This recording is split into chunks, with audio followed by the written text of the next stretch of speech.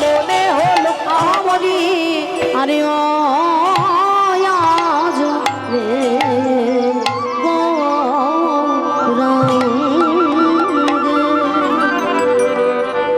আজ রে গৌরাঙ্গের মনে কি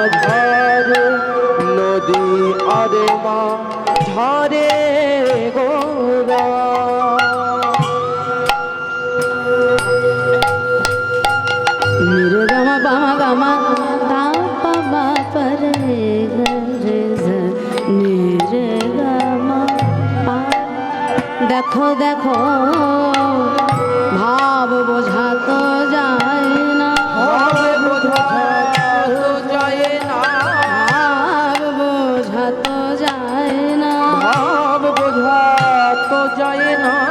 কোন ভাবে বিভাবিত গোটা বোঝা তো যায় না, কোন ভাবে বিভাবিত গোরা বোঝা তো যায় না, কোন ভাবে বিভাবিত গোটা বোঝা তো যায় না, ভাবে বিভাবিত গোরা বোঝা তো যায় না, ভাব বোঝা তো যায় না, বোঝা তো যায় না, ভাব বোঝা তো যায় না, বোঝা তো যায় না, যার কোটি সমুদ্র গম্ভীর ভাব তো যায় না, কোটি সমুদ্র গম্ভীর ভাব বোঝা তো যায় না, আমার ভাবনিধি শ্রী গৌর বোঝা তো যায় না, তুই নূতন ভাবের বোঝা তো যায় না, না জানি কোন ভাবের বোঝা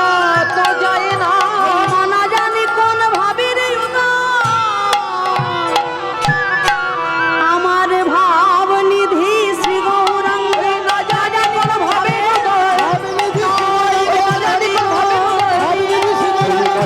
ভাবে হৃদয়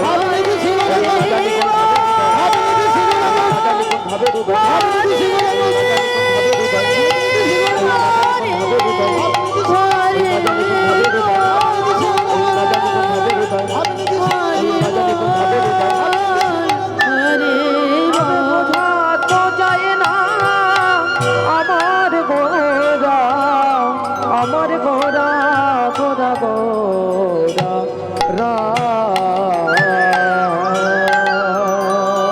বন্দে শ্রীকৃষ্ণ চৈতন্য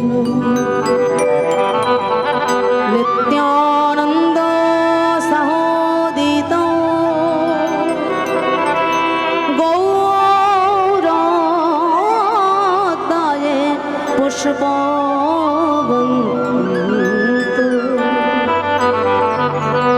চিত্ত সুন্দর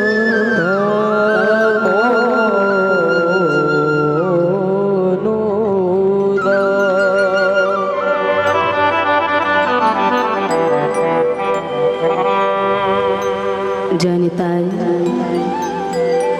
সমবেত গৌর গোবিন্দ অনুরাগী ভক্তমণ্ডলী, সকল সাধুগুরু বৈষ্ণব ভক্তজন এবং আমার সকল ভক্তিমতী মায়েরা সবাকার শ্রীচরণ কমলে আমার ভুল লুণ্ঠিত কোটি কোটি দণ্ডবত প্রণাম জানাই। আমি জ্ঞানহীনা ভক্তিহীনা,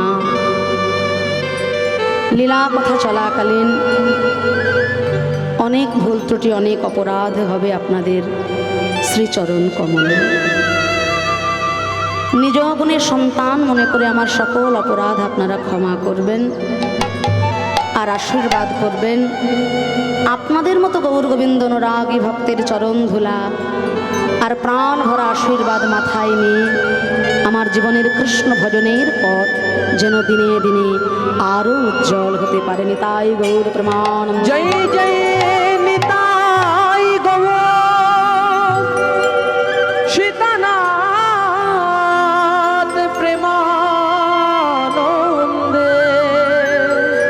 গৌর হরে হরে বল হরে হরে হরে হরে হরে বল।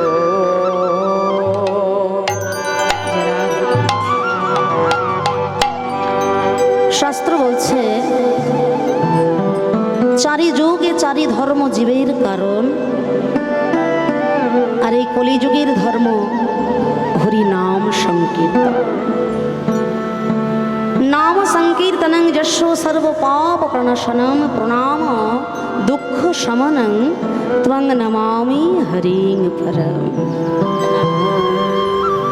যার নাম শ্রবণে জীবের সকল পাপ তাপ দূরীভূত হয়ে যায়, যাকে প্রণাম করলে জীবের দুঃখরূপী সমন দূরে চলে যায়, সেই প্রেমময় শ্রী চৈতন্য মহাপ্রভুর উদ্দেশ্যে আমরা প্রণাম জানাই।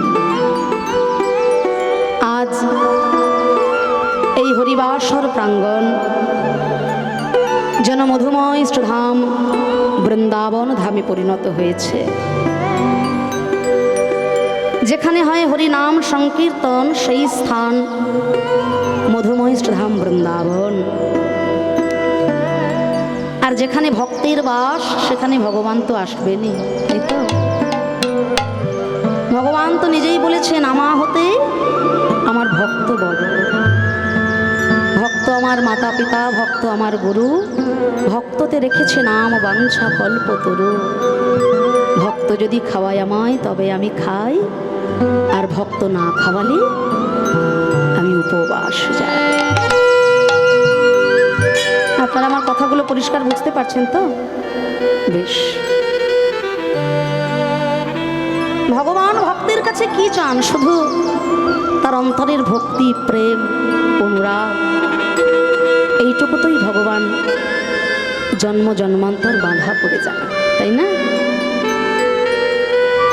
দেবঋষি নারদ একদিন মনে মনে চিন্তা করছেন যে আমি তো অহর্নিশি আমার এই বিনা যন্ত্রে নারায়ণেরই গুণগান করি,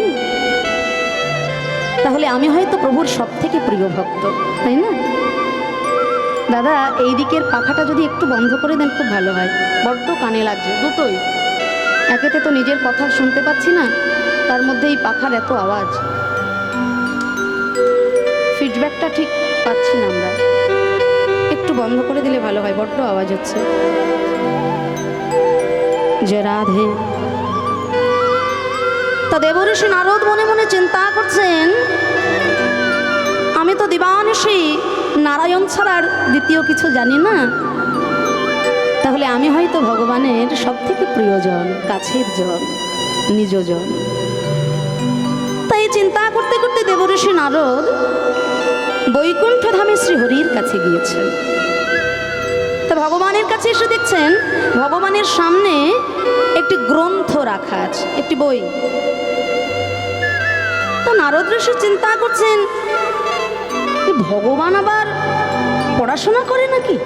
হ্যাঁ, আমরা তো ভগবানের কোনো কথা কত পাঠ করি, কত পুরাণ আছে, ভাগবত আছে, গীতা আছে, মহাভারত আছে, রামায়ণ আছে।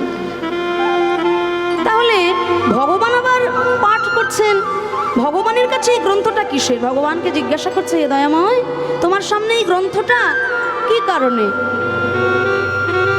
তা ভগবান বলছে, জানো নারদ, এই বিশ্ব চরাচরে যে সকল ভক্ত আমার ভজনা করে, যে ভক্ত আমার ভজনা করে, সেই সকল ভক্তের নাম আমি লিখে রেখেছি এই গ্রন্থের মধ্যে। হরি বল, হরি বল। যে সকল ভক্ত আমার গুণাগুণ কীর্তন করে, যারা আমার ভজনা করে, তাদের নাম আমি লিখে রেখেছি আমার এই গ্রন্থের মধ্যে। তা নারদের মনে চিন্তা হলো যে আমিও তো দিবানিশি তারই নাম করি, দেখি তো আমার নামটা লেখা আছে কি না এই গ্রন্থে। নারদ একটা একটা করে বইয়ের পাতা উল্টে দেখছে, উমা সত্যি তো দেবঋষি নারদের নামটি লেখা রয়েছে। তা নারদের মনে আনন্দ ধরে না, আমি এত বড় ভক্ত যে ভগবানের গ্রন্থে আমার নামও লেখা রয়েছে, আনন্দে আত্মহারা। কিন্তু নারদের মনে একটা সংশয় হলো। সংশয়টা কি না, এত বড় গ্রন্থে অনেক ভক্তেরই নাম লেখা রয়েছে, কিন্তু পবনপুত্র বীর হনুমানের নামটি তো লেখা নেই। আর নারদের মনে যদি সংশয় হয়, তাহলে যে কি দশা হতে পারে, কি গো মায়েরা, আপনারা তো জানেন। হ্যাঁ, যেখানে মায়েদের একটু ঝগড়াঝাটি বেশি হয়, সেখানে গিয়ে যদি 3 বার নারদ নারদ বলেছেন, কি হবে বলুন তো? যেখানে মুখে মুখে হচ্ছিল, সেখানে হাতে হাতেও শুরু হয়ে যেতে পারে। আপনারা আবার আগামীকাল পরীক্ষা করে দেখতে যাবেন না জানি। নারদের মনে যখন সংশয়, নারদ তো চিন্তা করেই ফেলেছে যে আমি এর একটা বিহিত করেই ছাড়বো। তা বীর হনুমানজির কাছে এসে বলছে, জানো আজকে একটা কি আশ্চর্য জিনিস দেখলাম, ভগবানের কাছে একটি গ্রন্থ আছে, যেই গ্রন্থে ভগবানের প্রিয় ভক্তদের নাম লেখা রয়েছে, কিন্তু কি দুঃখের বিষয়, ওই গ্রন্থটির মধ্যে তোমার নামটি কোথাও খুঁজে পেলাম না। আমার বড় দুঃখ লাগে, আমার বড় কষ্ট হলো জানো। তা বীর হনুমানজি বলছেন, শোনো, ভগবানকে ভালোবাসি, ভগবানের সাধনা করি, ভগবানের নাম গাই, ইতিহাসের পাতায় নিজের নাম নথিভুক্ত করার জন্য না। তার চরণে যদি আমার নামটা লেখা থাকে, এতেই আমি ধন্য। তার ভক্তের গ্রন্থে আমার নামটা লেখা আছে কি না, তা নিয়ে আমার কোনো মাথা ব্যথা নেই। নারদ চিন্তা করলো, কিছু কাজ হলো না এখানে। আবার একদিন নারদ মুনি ভগবানের কাছে গিয়েছেন, তা শ্রীহরির সামনে দেখছেন আজকে অন্য একটি গ্রন্থ রাখা আছে, আগের গ্রন্থটির মতো এটা নয়, এটা একটু আলাদা। তো আবারও তার মনে সংশয় হলো। তো ভগবানকে জিজ্ঞাসা করছে, প্রভু সেই দিনের বইটার সঙ্গে আজকের গ্রন্থের তো কোনো মিল পাচ্ছি না, তা আজকের গ্রন্থটা কি অন্য কোনো গ্রন্থ? ভগবান বললেন, পড়েই দেখো না নারদ। নারদ নিশে হাতে করে নিয়ে গ্রন্থটির পাতা উল্টে উল্টে দেখছে, প্রথম পৃষ্ঠা থেকে শেষ পৃষ্ঠা পর্যন্ত শুধুমাত্র পবনপুত্র বীর হনুমানজির নামটি লেখা আছে। হরি বল। বলি, এ কেমন গ্রন্থ দয়াময়? এই গ্রন্থের প্রথম পাতা থেকে শেষ পাতা পর্যন্ত শুধু হনুমানজির নামটি লেখা রয়েছে। এ আবার কেমন গ্রন্থ? ভগবান বলছে, তুমি জানো না নারদ, আগের দিন যে গ্রন্থটা তুমি পড়েছিলে সেই গ্রন্থতে আমাকে যে ভক্ত ভজনা করে তাদের নাম লেখা ছিল, আর আজকের এই গ্রন্থে আমি যে ভক্তের ভজনা করি সেই ভক্তের নামটি লেখা আছে। নিতাই গৌর হরি বল।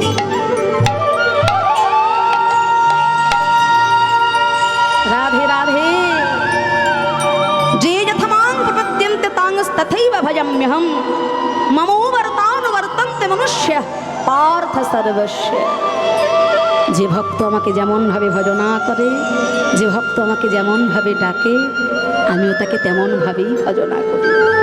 ভক্ত যে শুধু একাই ভগবানের ভজনা করে তা তো নয়, যে ভক্ত ভগবানকে যেমনভাবে ভজনা করে ভগবানও তাকে ঠিক তেমনভাবেই ভজনা করে।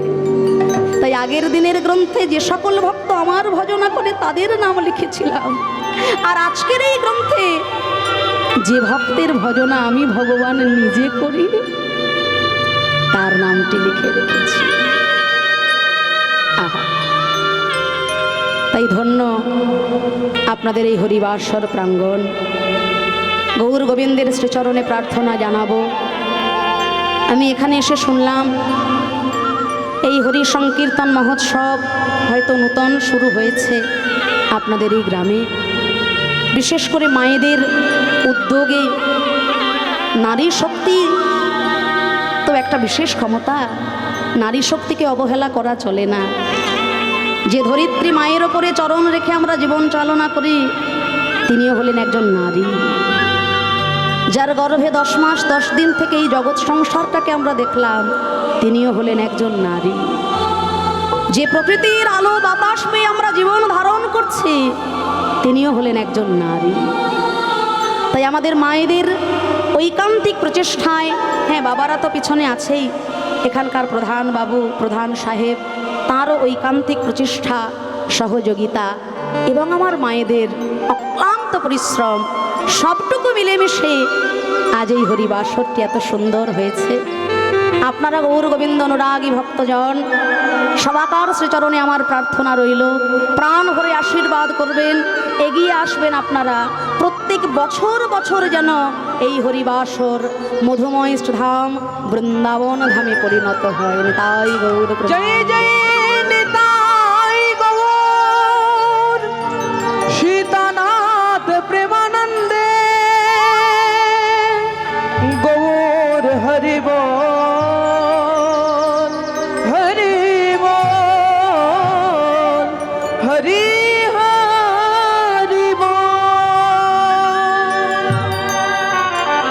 তাই আজ আমার প্রেমের ঠাকুর শ্রী চৈতন্য মহাপ্রভু নবদ্বীপের রাজপথে একটি বেতের লাঠি হাতে করে নিয়ে দাঁড়িয়েছেন। একটি বেতের লাঠি হাতে করে নিয়ে মহাপ্রভু আমার নবদ্বীপের রাজপথে দাঁড়িয়েছেন আর বলছে, শোনো, এই পথে তোমরা যারা যারা যাতায়াত করবে তাদের প্রত্যেককে আমাকে কর দিতে হবে। কর মানে দান। বলছে, কেন দান দিতে হবে গৌর হরি? কেন জানো? নিজেদের টাকা পয়সা খরচা করে তোমরা 2তলা 4তলা বাড়ি তৈরি করছো, আর তার জন্য তোমরা সরকারকে কর দিচ্ছ, তাই তো? নিজেদের পয়সা খরচা করে বাড়ি তৈরি করছো, তার জন্য তোমরা সরকারকে কর দিচ্ছ। কিন্তু আমার বিশ্বপিতা তিনি যে নিজ গুণে কৃপা করে তোমাকে এত সুন্দর এই দেহ বাড়িটা তৈরি করে দিয়েছেন, এই দেহ বাড়ির জন্য তোমরা আমার শ্রী ভগবানকে কোনোদিনও কর দিয়েছ কি? হ্যাঁ, এই দেহ বাড়িটা কতলা বাড়ি গো? হ্যাঁ, 1তলা নয়, 2তলা নয়, 3তলা নয়, 8 কুঠুরি, 9 দরজা, 8টা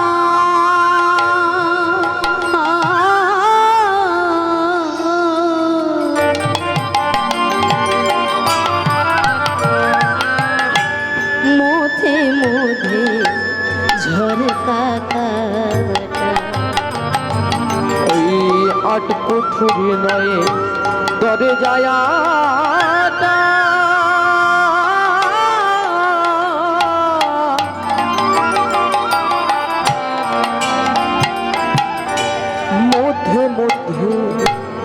মোর কাকাটা, আবার তার পরে সদর কোঠা, ওই তার উপরে সদর কোঠা, ওগো তার পরে সদর কোঠা, ওই তার উপরে সদর কোঠা, আছে আইনা মহল তাই, কেমনে আসে যা, ভাই রে খাঁচার ভিতর অচিন পাখি কেমনে আসে যায়, ভাই রে খাঁচার ভেতর অচিন পাখি কেমনে আসে যায়, দেহ খাঁচার ভিতর অচিন পাখি কেমনে আসে যায়, ভাই রে খাঁচার ভেতর অচিন পাখি কেমনে আসে যায়। আটকুটুরি নয় দরজাটা, এই যে দেহ বাড়ি, এই দেহ বাড়িটা কতলা বাড়ি গো মায়েরা? 8 তলা। ভক্তের সাধনা শুরু হয় নিম্নগামী থেকে ঊর্ধ্বগামী। কুলকুণ্ডলিনী শক্তিকে জাগরিত করে চতুর্দল মূলাধার হতে ষট চক্র ভেদ করে ভক্ত যখন দ্বিদল পদ্মে আসে, সহস্র দল পদ্মে ভগবান বাজান মোহন মুরলী, ভক্তের সঙ্গে ভগবানের হয়ে যায় মহামিলন। 8খানা স্তরে সাজানো এই দেহ বাড়িটা, সহস্র দল, দ্বিদল, কণ্ঠ, হৃদয়, নাভি অগ্র, নাভি নিম্ন, মেঢ্রমূল, মেঢ্র অগ্র, এই 8খানা স্তরে সাজানো দেহবাড়ি। এগুলো দেহতত্ত্বের বিষয়। 8 কুটুরি 9 দরজা, 8 তলা বাড়ি, তার 9টি দরজা। এই 9টি দরজা দিয়ে আমাদের মন সংসারে বিচ্ছিন্ন হয়ে যাচ্ছে, সেই মনকে আমরা একমুখী করতে পারছি না। 9টি দরজা দিয়ে বিচ্ছিন্ন হচ্ছে আমাদের মন সংসারে। নবদ্বার, 2টি চক্ষু, 2টি কর্ণ, 2টি নাসিকা ছিদ্র, 1টি মুখ, পায়ু, উপস্থ। এই 8 কুটুরি আর 9 দরজা, তা দিয়ে আমার এই দেহ তৈরি। কিন্তু দুঃখের বিষয় ভাই, আমরা শুধু সারা জীবন ধরে খাঁচাটারই যত্ন করলাম, কিন্তু খাঁচার ভিতরে যে অচিন পাখিটা আছে, সেই পাখির ভালো মন্দের খবর আমরা কোনোদিন নিতে পারিনি ভাই। তাই তো মন তুই রইলি এই খাঁচারি আসে,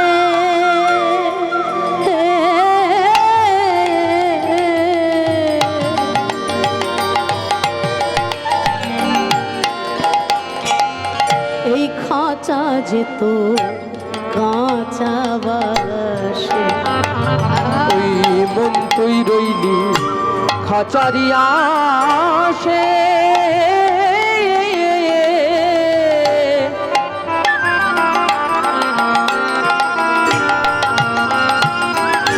খাঁচা যেত কাঁচা বাসে, হায় হায় কোন দিন খাঁচা পড়বে খসে, ওই কোনদিন খাঁচা পড়বে খসে, কোন দিন খাঁচা পড়বে ওই খসে, কোনদিন খাঁচা পড়বে খসে, ফকির লালন ভেবে কয় কেমনে আসে যা, আইরে খাঁচার ভিতর অচিনে পাখি কেমনে আসে যায়, বাইরে খাঁচার ভিতর অচিন পাখি কেমনে আসে যা,